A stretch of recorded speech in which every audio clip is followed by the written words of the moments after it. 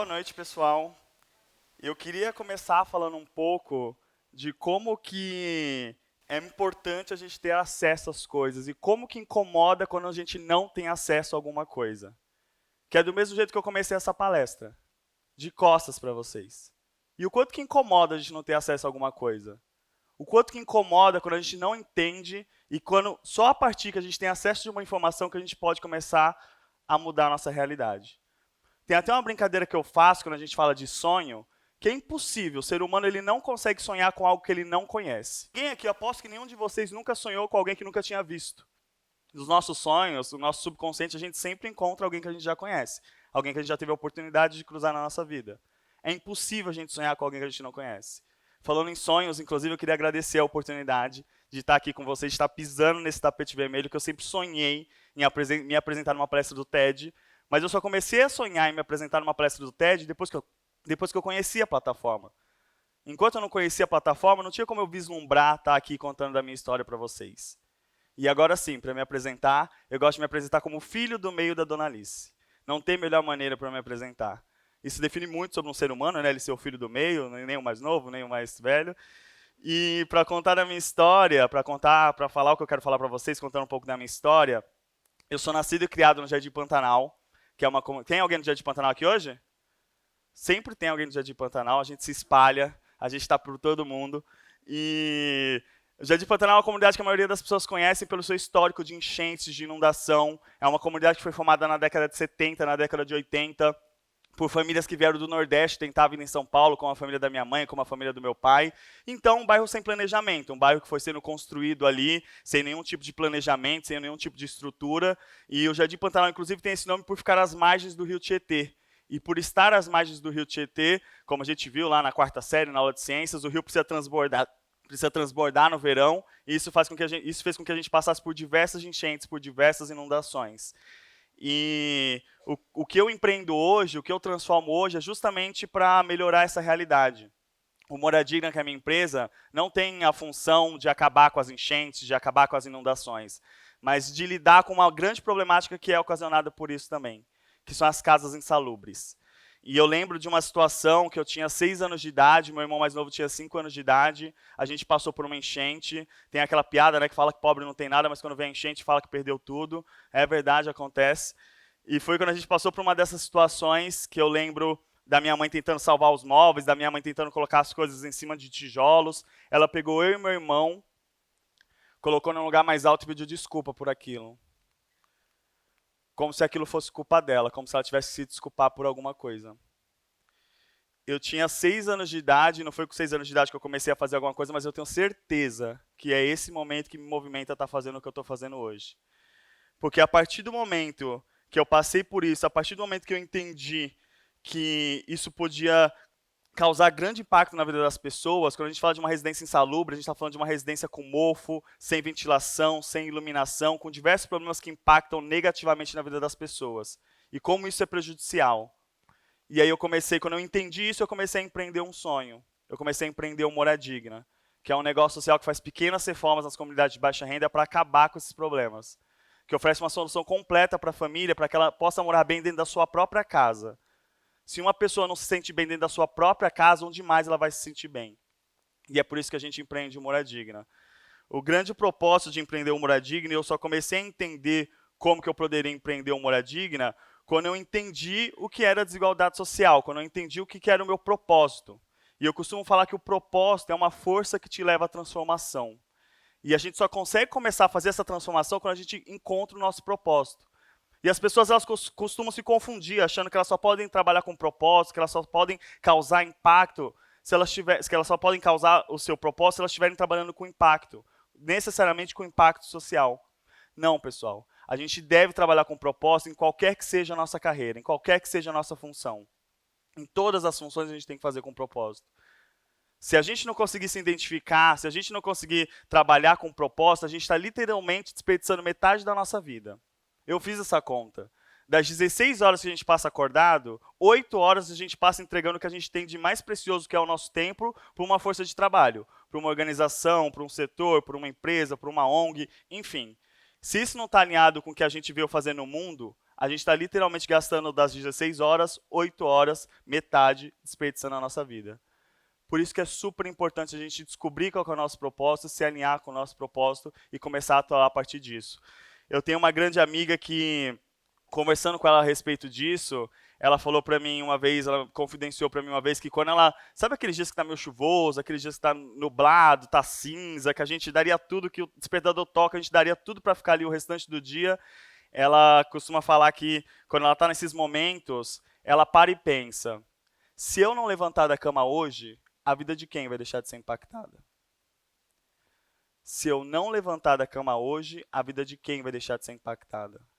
E ela fala que se ela não conseguir responder para si mesma, ela começa a repensar a carreira dela. Ela começa a repensar o que ela está fazendo da carreira dela. Como que ela está dando propósito à carreira dela.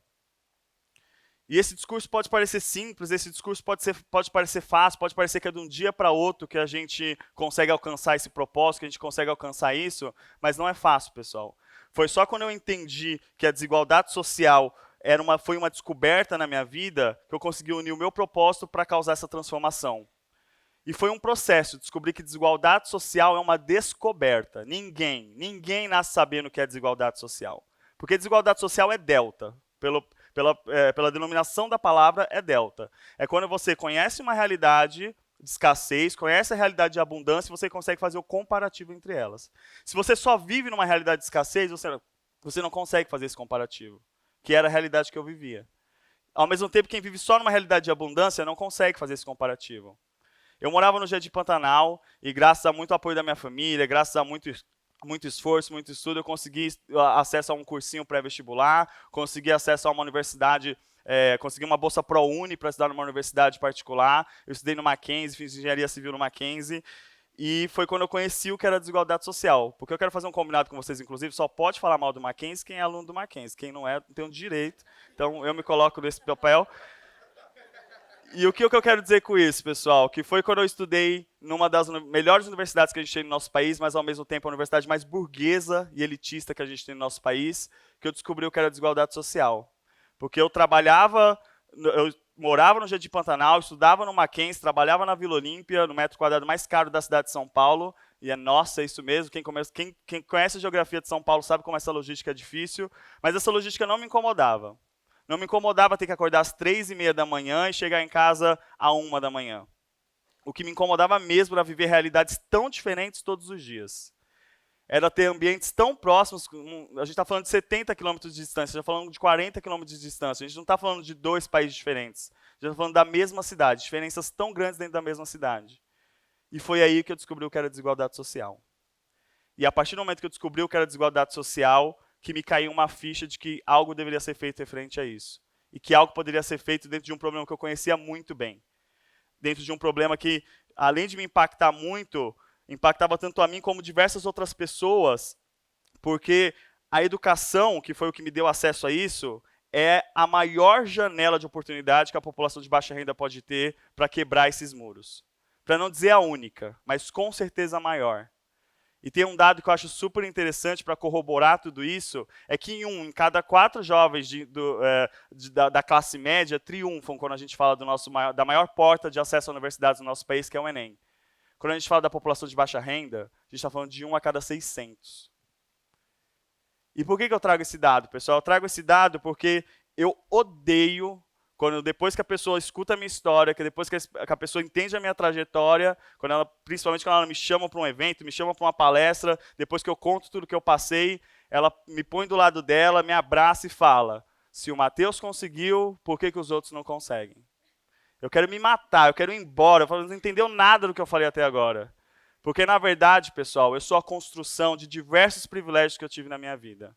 De ter nascido homem numa sociedade totalmente machista, de não ter tido que me preocupar com os estudos, não ter tido que me preocupar com o trabalho até os meus 18 anos de idade, ter uma família que sempre me apoiou a estudar e depois trabalhar. Eu sou a construção desses privilégios que são pouquíssimos na população de baixa renda. E que, por conta disso, por uma exceção, eu consegui esses resultados. O Moradigna já fez mais de 500 reformas. O Moradigna atende toda a Zona Leste de São Paulo. O nosso sonho grande já está em todo o Brasil. Começamos nossos primeiros testes no Rio de Janeiro. Já faturamos mais de 2 milhões de reais, promovendo residências mais salubres para as pessoas de baixa renda. Mas, de novo, Foi só quando eu entendi que eu podia usar os meus privilégios para transformar a desigualdade social que eu comecei a trabalhar com isso. E eu costumo falar que, depois dessa descoberta, eu não tinha mais o direito de continuar fazendo as coisas do jeito que eu fazia. Eu gosto muito de fazer uma referência com o filme, aquela cena do filme Matrix, e o filme Matrix para vocês é uma referência ainda, né, pessoal? E eu pergunto porque cada vez mais eu dei uma palestra para um público mais jovem, tem uma galera com mais de 18 anos que não assistiu o filme Matrix, e não era mais uma referência para eles, mas enfim, aquele momento que o Neo ele recebe as 2 pílulas, ele pode escolher tomar a pílula vermelha, esquecer tudo que ele viu, tudo que ele descobriu, e voltar para a realidade dele e ignorar aquilo para todo sempre. Ou ele pode tomar a pílula azul, e a partir do momento que ele toma a pílula azul, ele não vai mais conseguir viver da mesma maneira, porque ele teve acesso àquele conhecimento.